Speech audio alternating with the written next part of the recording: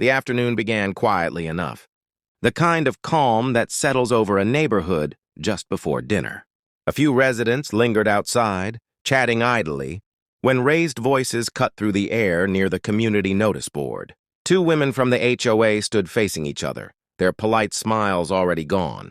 What started as a routine, reminder about community conduct, quickly turned personal when the word reputation was spoken aloud. One woman, known for her strict interpretation of HOA rules, accused the other of spreading complaints that made the neighborhood look unruly to outsiders. She spoke sharply, her tone suggesting authority rather than concern. The accusation landed hard. The second woman stiffened, her voice trembling at first before finding strength. She denied the claim and countered that her reputation had been quietly damaged for months by whispers and pointed looks. She said she was tired of being treated like a problem instead of a neighbor. As more women gathered, the tension thickened. This was no longer about rules or paperwork. It was about dignity. Each sentence carried years of unspoken resentment. The first woman insisted she was only protecting the community's image, but the second replied that image meant nothing if people were humiliated behind closed doors. Her words drew murmurs of agreement from the crowd. The argument intensified when past incidents were dragged into the open. Warnings given without explanation, complaints logged without names, conversations twisted and retold. Both women felt exposed.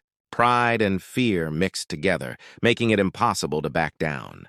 For the first woman, losing control meant losing respect.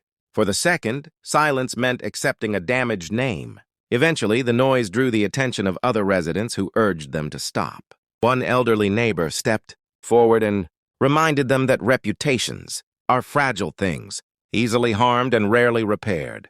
Her calm voice cut through the chaos. The women fell silent, realizing how many eyes were on them, how far the clash had gone. The crowd slowly dispersed, but the moment lingered. Neither woman apologized, yet something shifted. The second woman walked away with her head held high, no longer willing to be defined by rumors.